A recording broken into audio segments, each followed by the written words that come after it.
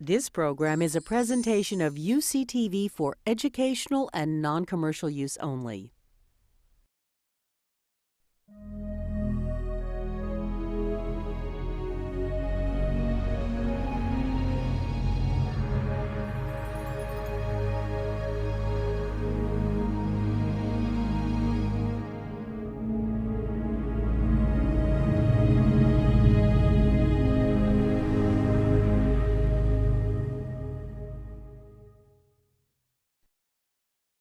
These days we talk about the Muslim world, its importance to American foreign policy, to public discussions in the US does not need to be overemphasized.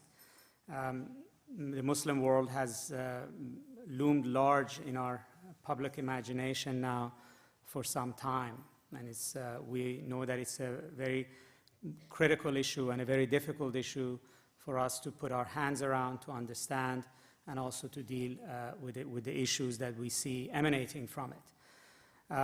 In particular, since 9/11, the question of extremism and the threat that is perceived coming from it in the West have been subject of ample public debate in the US, and we've sort of dwelt on it for some time. But rather than go around one more time discussing whether Islam is a threat, whether the problem lies with Islam, how do we deal with the Muslim world, I thought that it's time that we looked at the problem completely differently, from a very different perspective. And that's what I'm trying to do in my book, Forces of Fortune. And essentially, the core issue is the following. When we think about Islamic fundamentalism or extremism, we have a set of arguments that have been amply articulated in media, in books, by politicians for some time.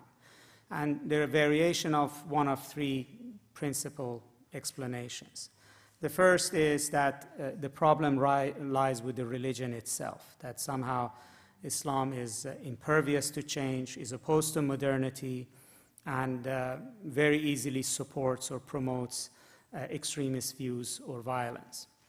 The second argument has been that no, that's not the case, that Islam in some ways represents socioeconomic grievances, that there is dictatorship and authoritarianism, there is poverty and class difference, and that's what Islamic fundamentalism or extremism represents or vocalizes at least. So in a way, extremism or fundamentalism are surrogates for kinds of social forces that are fairly familiar to a lot of us. And the third one is that this is all about anti-colonialism or anti-imperialism or anti-occupation, that this is sort of what we're seeing in the Muslim world is a different version of what we saw in Southeast Asia or Latin America in the 1960s and 1970s.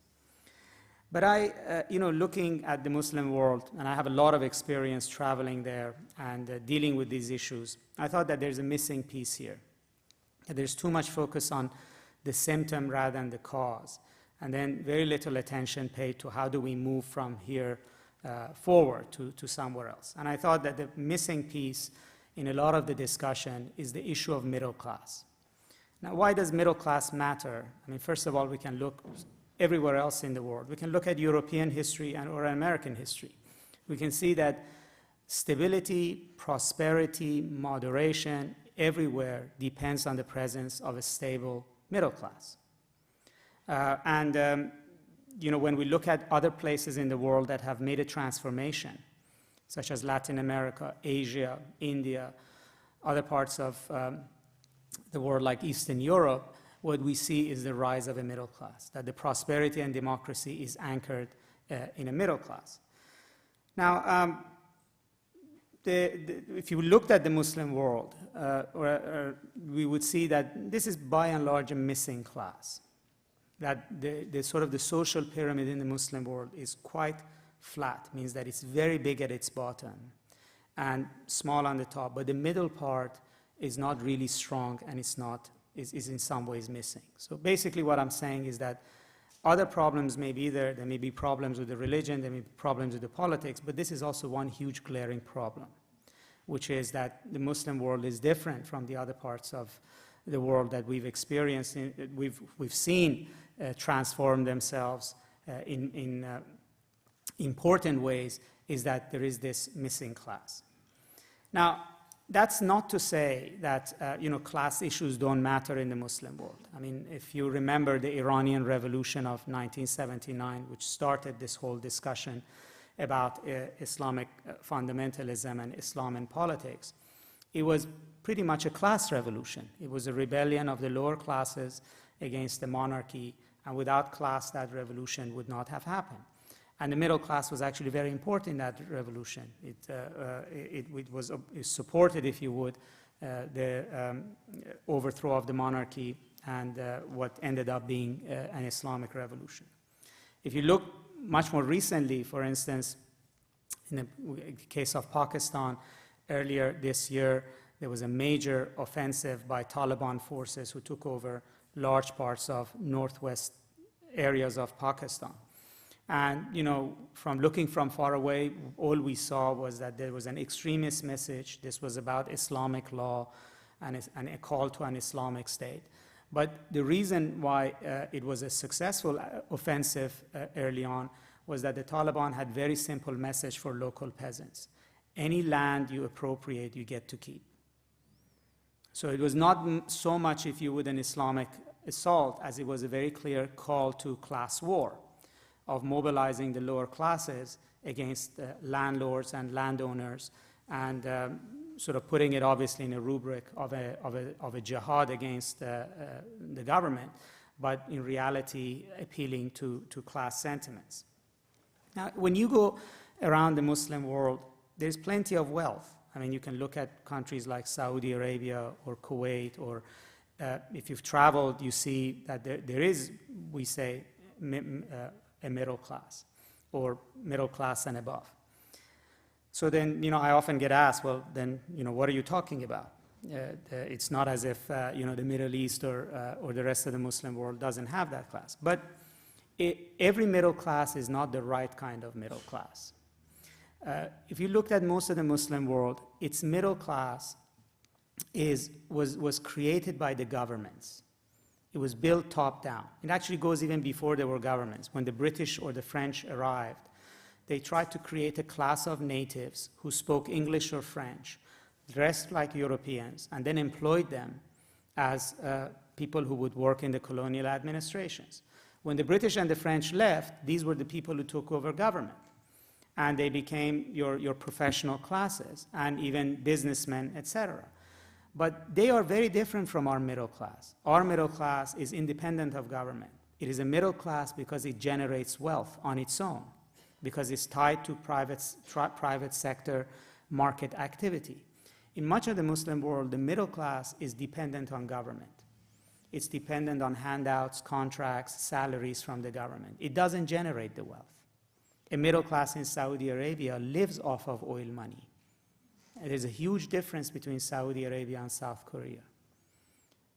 Because in South Korea, you have integration into the global economy, you have market economics, you have entrepreneurship and business that generates wealth, and the middle class is born of that generation of wealth. Whereas in many parts of the Muslim world, whether it's in Egypt or it's in Saudi Arabia, the middle class is dependent on the government. That's not the right kind of middle class. That's not the one that I'm talking about.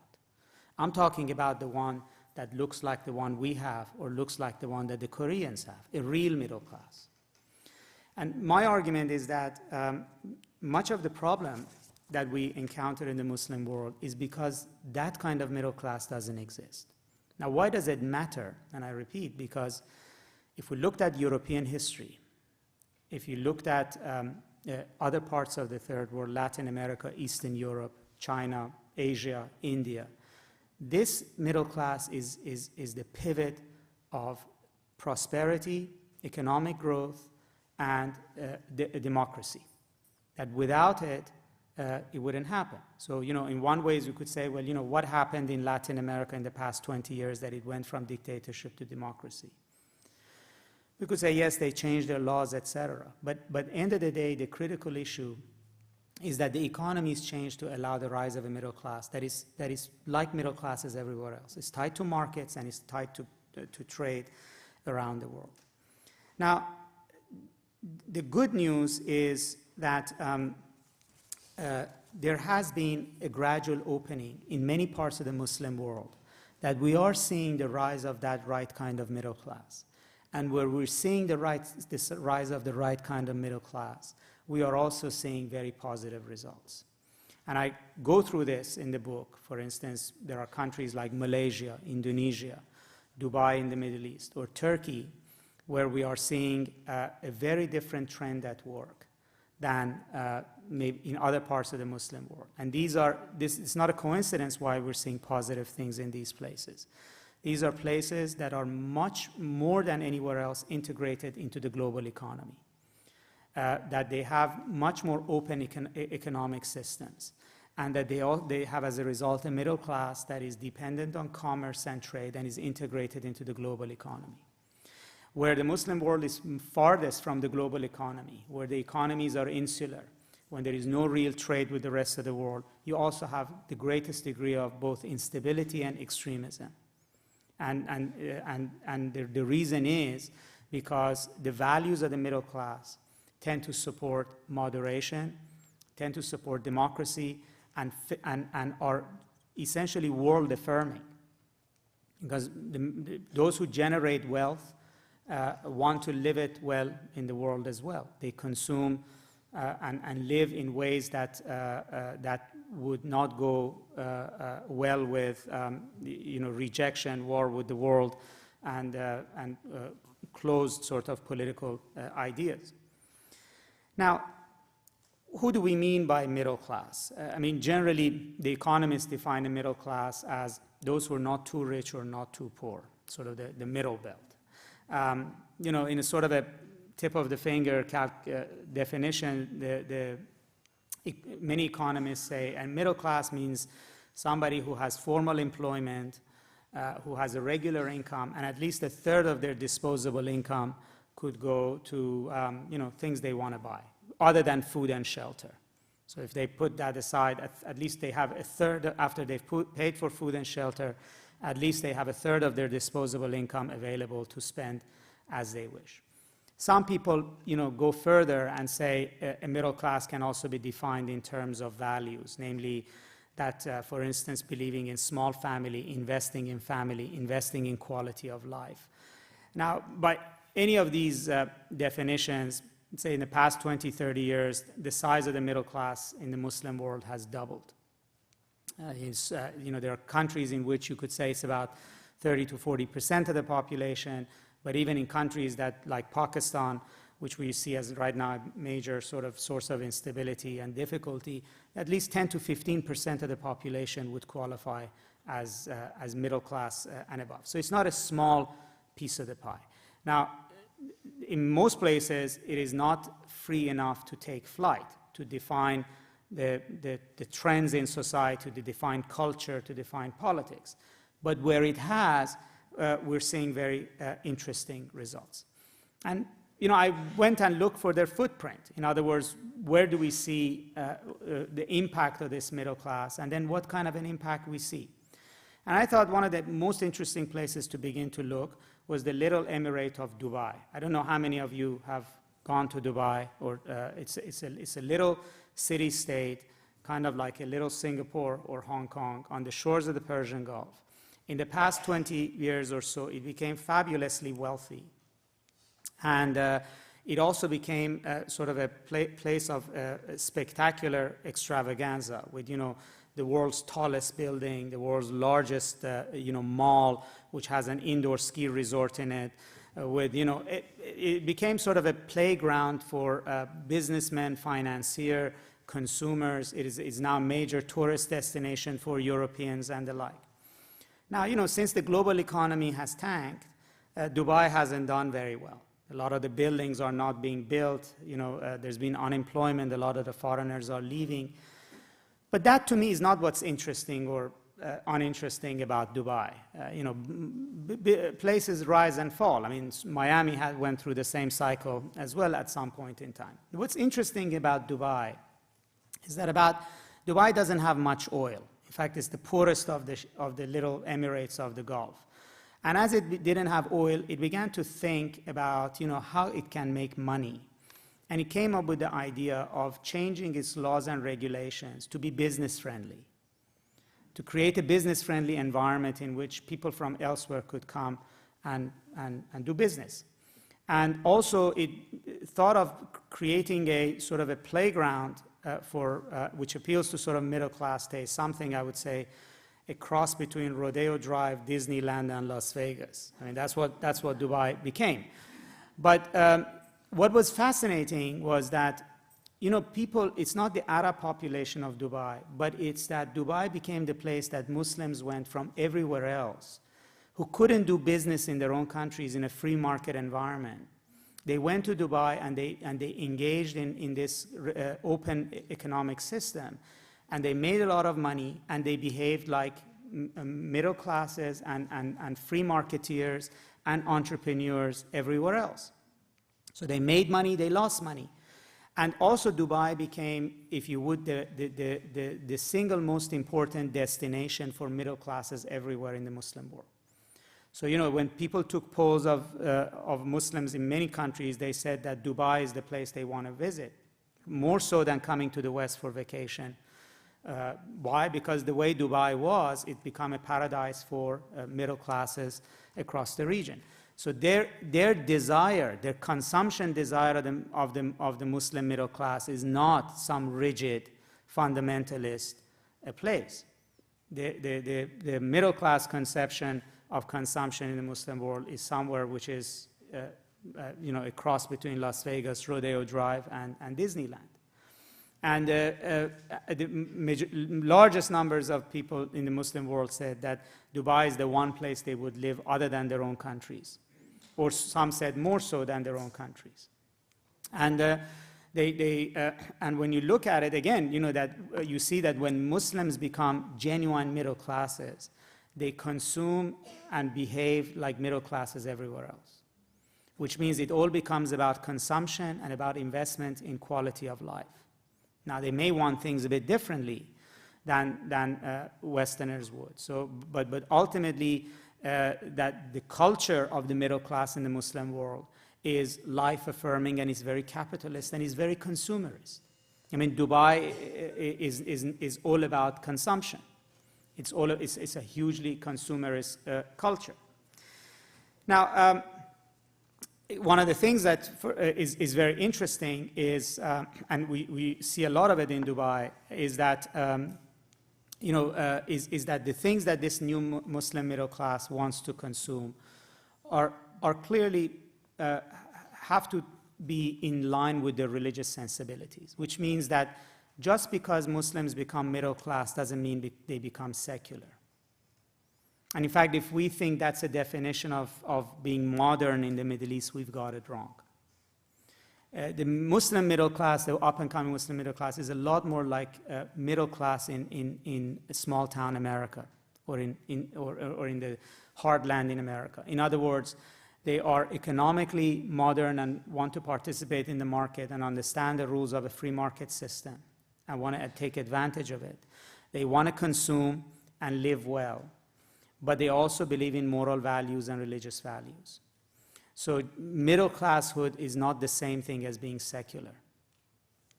And in fact, this up-and-coming middle class very clearly has all the sort of similar tonalities that the middle class in America has, in the sense of combining capitalist values and consumerist values with religion. One of the things that, for instance, is interesting is that is the rise of what is known as Islamic finance. Now, Islamic law does not permit either paying interest rates or receiving interest rates. It sees it as usury and believes that it's having economic gain without effort.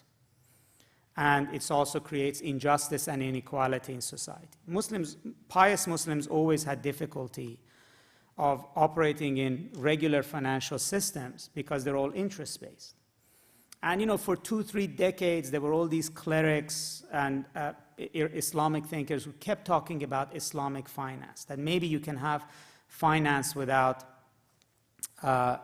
interest rates. It never worked. Governments would adopt it as a way of sort of public relations with their more religious citizens. So they would subsidize an Islamic bank here or an Islamic bank there. But it was clearly obvious that Islamic banking wasn't working. Then about 10 years ago, the picture changed. Islamic finance became a money-making big business. It became a money-making big business because large Western financial institutions, Deutsche Bank, Citigroup, HSBC, put their mind to making it profitable. Well, financiers are constantly looking for ways to create financial products that allows them to make money. I mean, you can have subprime mortgage, or you can have Islamic financing. The important thing is that these large banks understood there's a market here. Otherwise, they wouldn't bother to make it work. Why did they think there is a market here? Because they understood that there is a up-and-coming class with a lot of wealth that wants a particular kind of product. So it wants to participate in the financial, global financial institutions, but it wants to do so in conjunction with its own values. And the wealthier the middle class is becoming, the larger the size of Islamic finance is becoming, and it's becoming global business. For instance, now City of London is emerging as a major center for Islamic finance, and the target is very clearly middle class. For instance, in Chicago, about 2 years ago, a bank announced that it would provide Islamic car loans, which means interest-free car loans. And they couldn't keep up with the demand within the first 2 days. Now, an Islamic car loan is directed at somebody that's buying a car, which means that somebody who has disposable income to buy a car, which means middle class and above. So it's not a kind of an Islamic product that is targeted at the poor. It is exactly targeted at that middle level of society. And as Islamic finance grows, it's an indicator that that middle part of society is growing. And its footprint is everywhere. Many large companies in the West have understood that if you sort of float an Islamic bond, there are more people who wouldn't buy a regular bond who may buy an Islamic bond. For instance, Ford Motor Company bought Aston Martin with the issuance of an Islamic bond. Caribou Coffee, which is the second largest coffee chain in America, is owned by an Islamic mutual fund, which financed its purchase with an Islamic bond. There are now sovereign Islamic bonds being issued. Governments from China to Thailand to European countries are tapping into this phenomenon. So very clearly, when you look at things like Islamic finance, but it's not the only one. There's also growth in, for instance, Islamic vacation packages, housing, etc., all of which are essentially goods that typically middle classes buy. That it's very clear that you have a rise of a middle class there. Now, in short form, that means that extremism is not the only story that's happening over there. It's the one that obviously concerns us and captivates our attention, but there's something else also going on in the Muslim world, and that potentially can be far more important for the things we care about. Now, let me give you an example of another country which I think would bring out why this is important. I don't know how many of you have been to Turkey. It's now, it's become another, if you would, major success story. City of Istanbul and Turkey are now sort of one of the hottest destinations for Europeans and Americans to visit. Turkey has become a major global player. When there was a G20 meeting in Pittsburgh recently, which is a gathering of the 20 richest economies of the world, Turkey is a member of that. It's been growing very rapidly. It now has had a fairly stable democracy since 2002, which is, and even maybe a little longer, which is close to a decade of a stable democracy, and it's economically completely almost integrated into the global economy and European economy. Now, there are many things about Turkey that are peculiar. First of all, it's a very educated country. It had a lot of infrastructure. It also had several decades of very rigid secularism that impacted large portion of the country. But Turkey has not become a prosperous Muslim democracy because of the secularism. That's not what has got Turkey to where it is. Turkey has got there because of this rise of a new Muslim middle class. And when you go to Turkey, you understand what I'm saying very clearly. On one side, you have these large city middle class, which are very secular, which were product of decades of government education and push for secularism.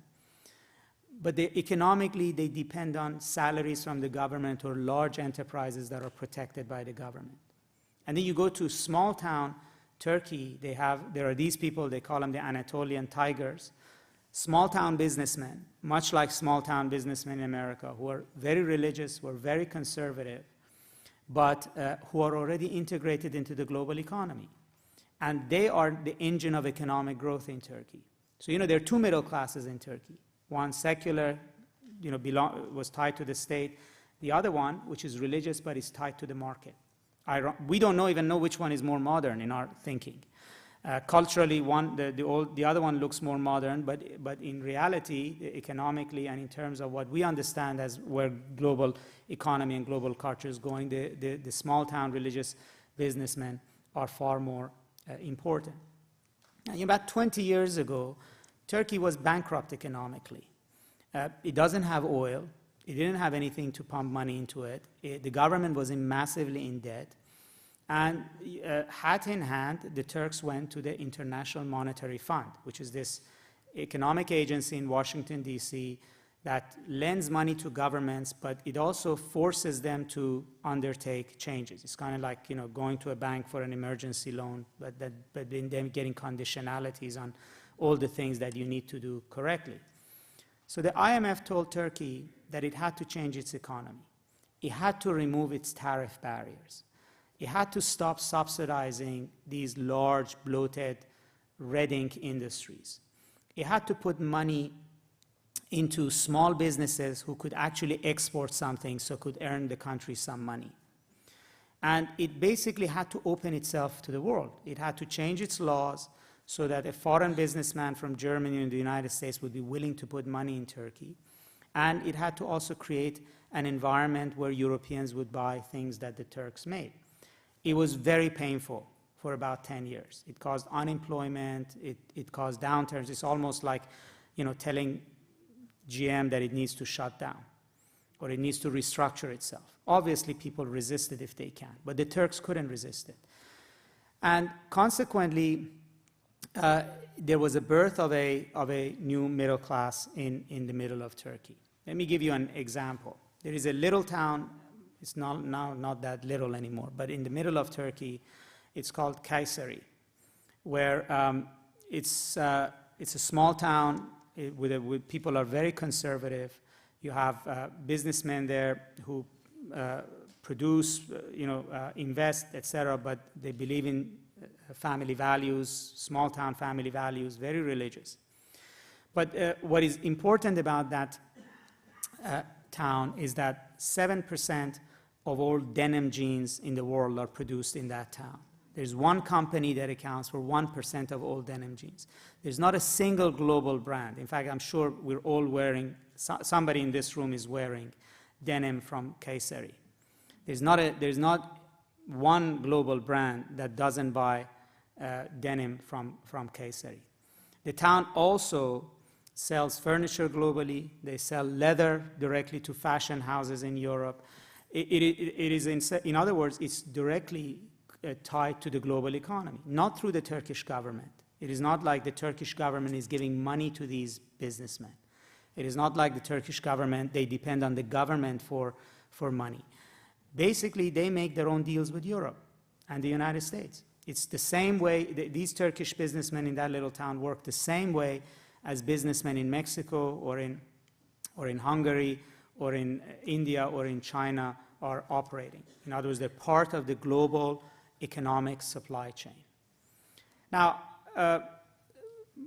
you look at them, it's kind of like Dubai. I mean, in Kayseri, there's sort of, you go to this shiny mosque that they all build with their own money. There's a line of Mercedes-Benzes outside.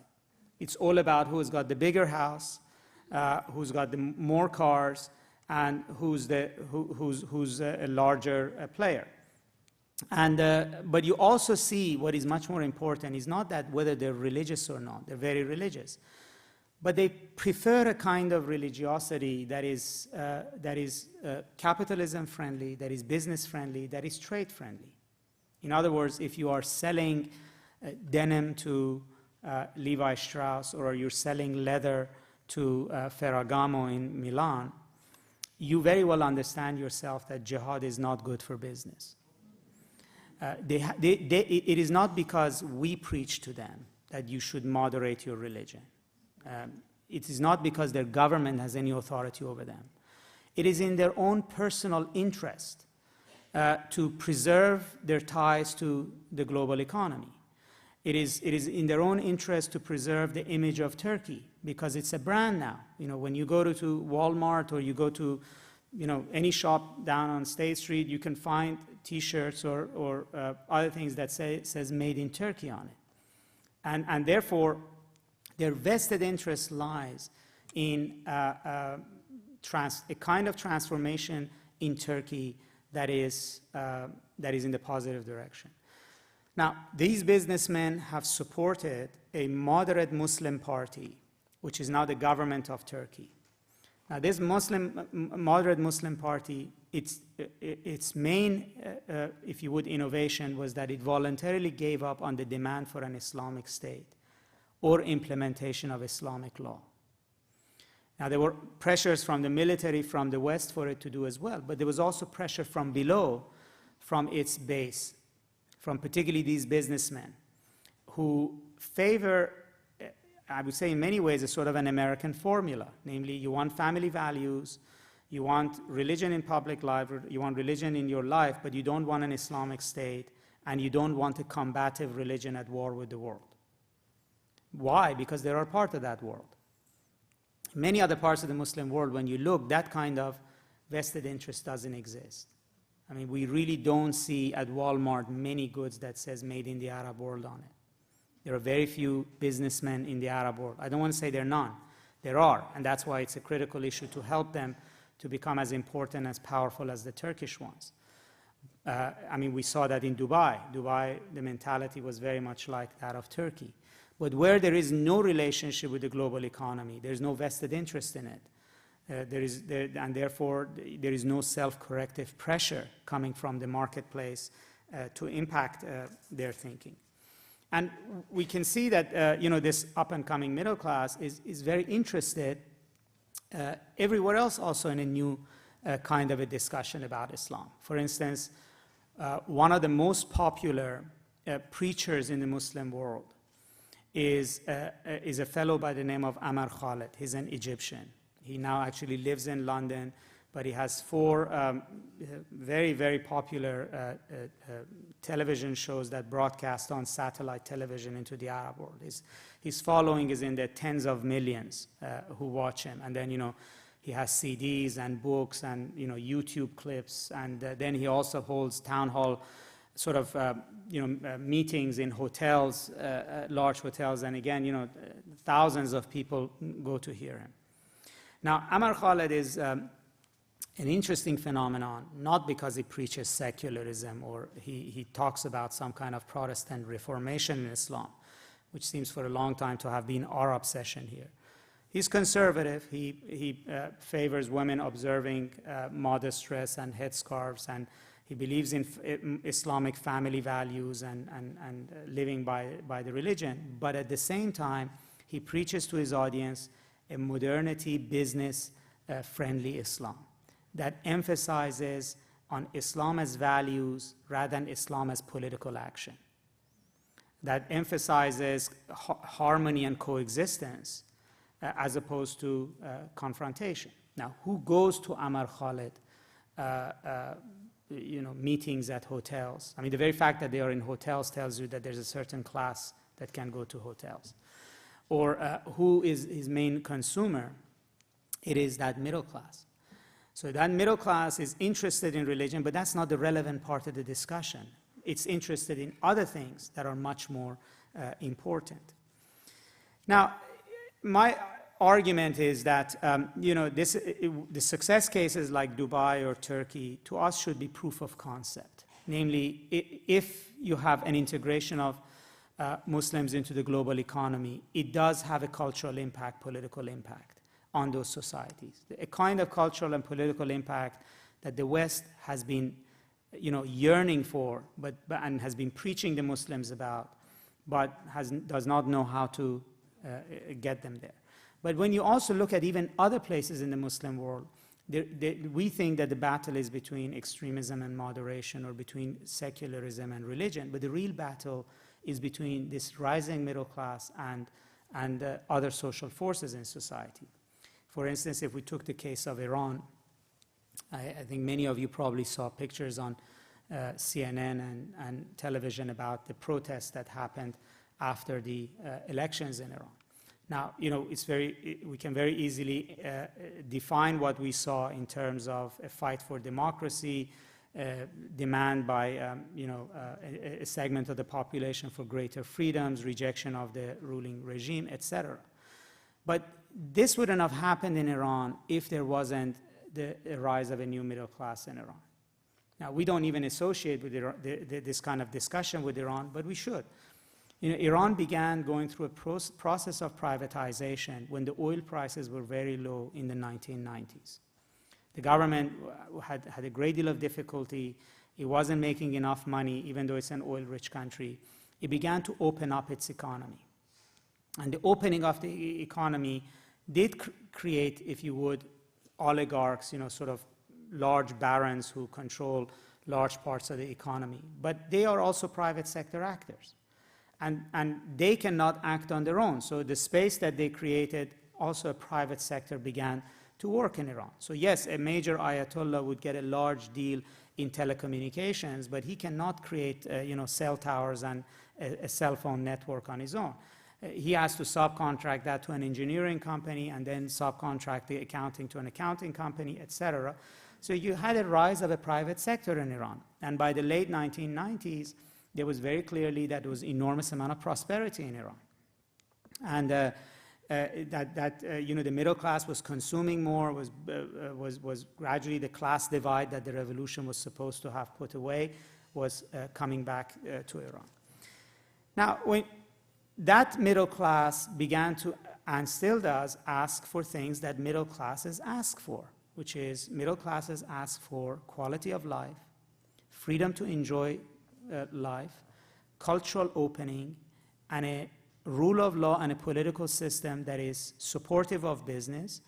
And obviously they want an opening to the world, because the more you open to the world, there's more business opportunity. Now, who opposes them? Those who depend on entitlements from the government, who have no vested interest in the global economy, and are not also interested in what the middle class would like to consume and own. Now, there is the civil society activism that has been challenging the government in Iran, that was behind the elections, behind the protests, before that was supportive of the reformist movements, has its roots in that private sector.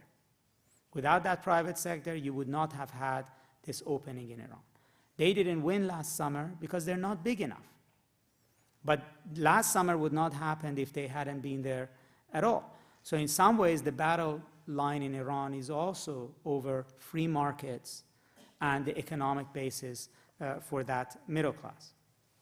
Now, what does all of this mean, say, for us as we think about the Muslim world, as we worry about extremism, as we worry about a lot of the questions we've had about the Muslim world? One is that contrary to a lot of assertions, Muslim world can change. But it will not change because of preaching. or it will not change by force from the outside. It would have to change with the same force that changed the West. We didn't arrive where we are because of the Reformation. We arrived where we are because of the rise of market economy and trade in the West. Capitalism was a transformative force that produced the modern West. And capitalism is a transformative force that is changing China. China is not changing because we're lecturing it. Or China is not changing because there's some grand debate about democracy somewhere happening. China is changing because of the forces of global capitalism. This is not rocket science to us, but somehow in thinking about the Muslim world, we factored it out. And there's plenty of evidence that transformation will happen and can happen. We don't need to worry about Muslims figuring out moderation. What we need to figure out is how can you introduce to the Muslim world the forces that ultimately will change the entire political economic context in the Muslim world in which the discussions about religion, politics, extremism, etc. are taking place. Now, for a very long time, when we listen about, who's the change agent in the Muslim world, we often think that it's probably some enlightened cleric or a reformist intellectual. Let me give you news. That's not it. Plenty of them are around. They all live in the West and write in English and go and lecture tours here. Nobody reads them. The change agent in the Muslim world is the businessman. The process is economic. And it has already begun in many ways. And the story in the Muslim world is the extremism is not the only story. It's the one that rightly, preoccupies us. But there is another large force that is beginning to take shape. And in some places like Malaysia, Indonesia, Turkey, and Dubai, it's already had a very profound effect. And there are many other places where it's working its way. Countries like Morocco, Jordan, etc., that it is also has been working on the economy.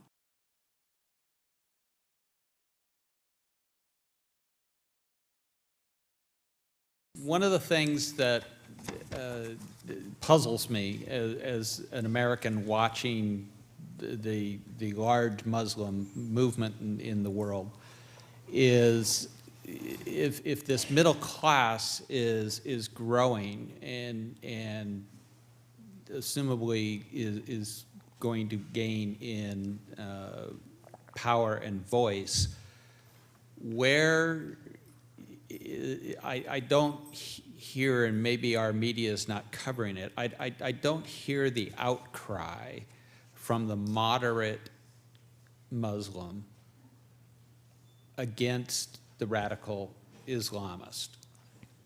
And do you feel that this middle class that you see rising, are they going to be able to influence the radicalism? Well, very good point. First of all, you're not hearing it because they're not covering it. I mean, that's the simplest answer.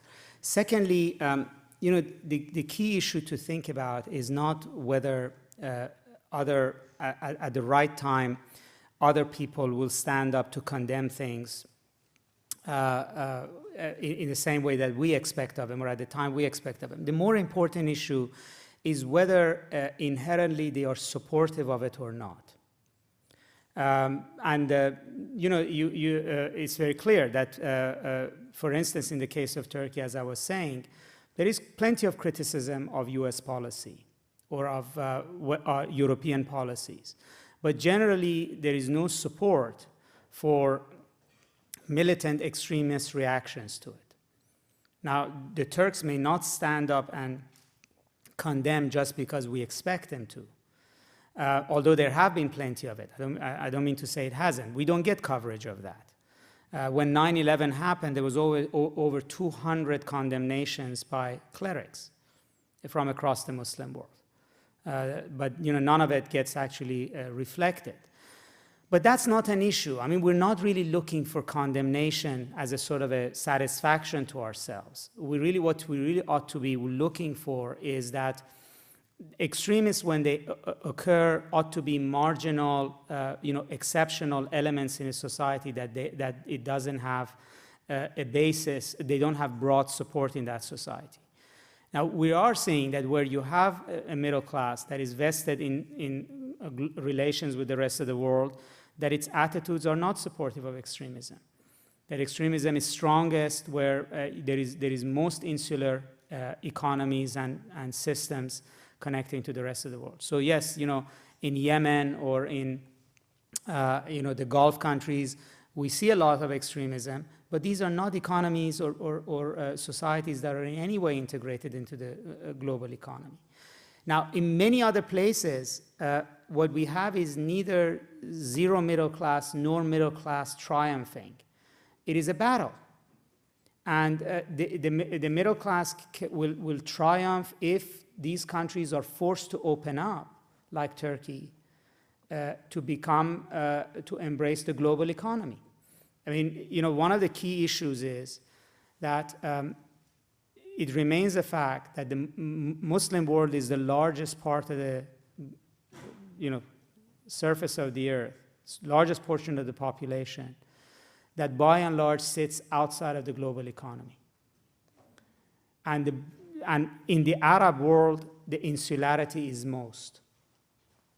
And that's one of the reasons why you have more radicalism there. And that's obviously a factor that we cannot ignore. Is oil the problem? Could you comment on that? Yes, it is, for the reason that oil, and where is a lot of it, and it's not oil alone, it's sometimes also for international aid to countries. It allows countries to try to avoid the kind of economic changes that forced Turkey to open up. So, I mean, if you have money coming from the ground, then you really don't need entrepreneurs to generate wealth. You see, the big difference between our middle class and, say, middle class in, say, an oil-rich country is that we depend on the wealth that the middle class and the wealthy above the middle class generate. They pay taxes, they support the economy, and then you end up with a Boston Tea Party also contract that, therefore they demand democracy in exchange for that. That kind of a contract doesn't exist in an oil country. If the population doesn't account for your wealth, and rather it is you who are giving them the money, why would you need to listen to them? And why do you need to, you don't need to, have them produce things that Europeans buy, because it's oil money. So, there is a reason why, Dubai was the one who did what it did, and it became Dubai, because Dubai needed the money from trade, because it didn't have oil money. And therefore, we shouldn't confuse wealth that is generated by oil with wealth that is generated by trade and commerce. There is a difference between South Korea and Saudi Arabia. South Korea makes wealth from nothing, a country that is totally resource poor. Whereas Saudi Arabia lives off of wealth that comes out of the ground. We want, most of the Muslim world to be South Korea's. Turkey has become South Korea in a way. We don't want them to rely on handouts from the outside. We don't want a population that lives off of entitlements. You want the population to be generating wealth. What is the role of the Western governments when it comes to the supporting like the governments of usually the oil-producing countries in the Middle East? Is it like somehow they're satisfied with the pseudo-stable governments there because they're giving enough oil? And also following that, I was wondering how the middle class have the chance of growing in such countries when they're usually being challenged by a lot of regulations empowered by the government. Well, let me put it this way. Actually, the best thing we can do is actually try to look at the Muslim world very differently from the way we do. Let's not focus on the oil-rich countries. Let's focus on everybody else, which is a much larger part, and which actually has much more potential of transformation. which to various degrees may already be participating in the global economy. I mean, we have a tendency to see the entire 1.5 billion Muslims through the prism of a small group of countries in the heartland of the Arab world, and that's a huge mistake. The Muslim world is, the Arabs are only about 250 million out of the 1.5 billion. The overwhelming majority of Muslims are not Arabs. The largest countries are not there. And in fact, the news outside of the Arab world is a lot better than the news inside the Arab world. And there's a lot more chances of having an impact on countries outside of there. And then why focus on countries that are so oil wealthy that actually have absolutely no interest in this transformation? There's plenty of other countries that can benefit from the wealth. Take the case of, for instance, Indonesia. We hardly hear about it. Probably the only reason we heard about it was because the president went to school there. So for a while it got coverage in the US. Look at Indonesia. Since the Bali bombings happened there in 2002, there's still some terrorists in Indonesia. They blew up a hotel only 2 months ago. But what is very clear is that Indonesia has steadily, over the past decade, has been moving in the right direction. In its last elections, the Islamic parties lost ground, and the president's party actually defeated a number of fundamentalist parties in head-to-head collision, head-to-head contest. When the last bombing happened in Indonesia, there was absolutely no support, to that first point for it. And there was a huge condemnation from the varieties of places in Indonesia, and the population cooperated with the main culprit being apprehended fairly quickly. There's always going to be terrorists. There were also terrorists in Italy, in Germany a decade ago, causing mayhem. But in Indonesia, we saw what we want to see, which is the population as a whole is not interested in this. Why? Because Indonesia is integrating into the global economy. The process began about 20 years ago. It's made great strides. You do actually buy things that says made in Indonesia here. They are selling things. The middle class has grown over the past 10 years. So why aren't we focusing on Indonesia? I think, if we put our mind to getting Indonesia over the hill, it'd be a lot better. It's the single largest Muslim country of 220 million people. Almost as many Muslims are Indonesians as there are in the entire Arab world. So, part of this is our own problem. We're focused on on only one part of the Muslim world, which tends to be most insular, most difficult, and where most of the trouble is. And there's a lot other low-hanging fruit we can focus on. It seems to me that in the aftermath of the summer's election turmoil, Mahmoud Ahmadinejad's recent actions, such as his rhetoric on Holocaust denial and the nuclear issue, is just saber-rattling, designed to curry favor with his political base, such as the religious establishment and the Revolutionary Guard. What are some pragmatic and prudent strategies that the Obama administration should pursue to avoid overreacting to his bluster and further empower the growing Iranian middle class? Well, on the specifics of that, I cannot comment for exactly the same reason. But, generally the point is this, is that, there are short-run things and short-run issues that we have to figure out with Iran and its nuclear program. And there are long-run things that are important. Iran has a lot of potential for the reason that it is a country of 70 million. It has literacy rate of 85% plus in it. It has, as we saw in the summer, it's a very tech-savvy population that in some ways is already integrated, at least on the information technology side, into the global mainstream. And that it has already lived under an Islamic fundamentalist regime and therefore, wants to look past it. So the question is, as I put it there, that the main issue in Iran is that the pivot of change will come as a consequence of settling the direction of the economy and the middle class in Iran, which is most interested in transformation. And we have to think in long run how best to bring Iran out of its insularity.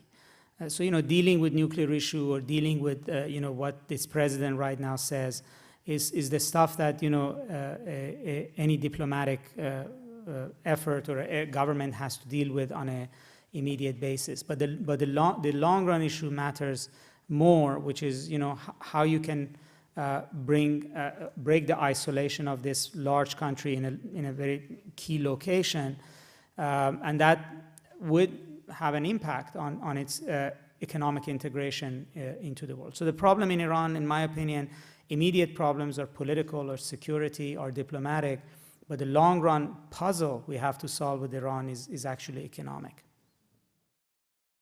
I'm especially interested in the Israeli-Arab conflict, and I'm wondering if you have you already seen ways in which that conflict has been affected by this change in the Muslim middle class? And secondly, are there ways that the rest of the world could do more to support those changes? Well, you know, that conflict is very specific. It's about land, and it's about, you know, a mutually exclusive, if you would, views of the future of the territories and issues of security for Israel and issues of security for the Palestinians. I mean, those are sort of nuts and bolts issues that, you know, have to be figured out. They're sort of in black and white. What is important is that the context in which these issues get debated in the rest of the Muslim world obviously would have to do with the context. I mean, if you looked at, say, Turkey, the Turkish government has taken a much more harder line than in the past about these issues. Last year at the international conference, the Turkish prime minister launched into the Israeli prime minister very heavily over the Gaza war, criticized them publicly. It became headline news everywhere. But then, you know, Turkey still has, you know, a defense pact with Israel. There's, you know, daily flights between the countries. There is trade between them. And there's a lot of still give and take. And the population also has a very sort of a very set view about how this conflict ought to be resolved and who says what and who's right and who's wrong. But, you know, the middle class in Turkey, and to the extent that they control the media and they control various outlets, is not interested in this issue derailing, you know, their relations with Israel, their relations with the West. They're not interested in radicalism in that sense. Now, there's another side to it too, is that, you know, if there were to be far more business activity and business relations between the Palestinians and Israelis in a direct fashion, it would also change the environment in which those populations and therefore their governments would approach that. And, you know, already, for instance, we're seeing in the West Bank in the past 5-6 years, there has been double-digit economic growth. There's a rise of a Palestinian middle class in the West Bank, which we're not seeing in Gaza. And that's one reason why the West Bank's environment is so different from Gaza. Gaza doesn't have a middle class. It's becoming a hugely poor society with no economic activity. West Bank is becoming economically much more prosperous. The only missing link is that economic prosperity in Gaza has to have a direct linkage to Israel. You want businessmen in these two countries to depend on one another, to have a vested interest in better relations. And then you want them to push their leaders, rather than we constantly bringing them over here and lecturing them. You want they force their own prime ministers and their own leaders to accept compromises or give them political cover. So you know, even that you know, difficult, I would say, issue could be perhaps better solved if you put it in a different context than the one we have right now.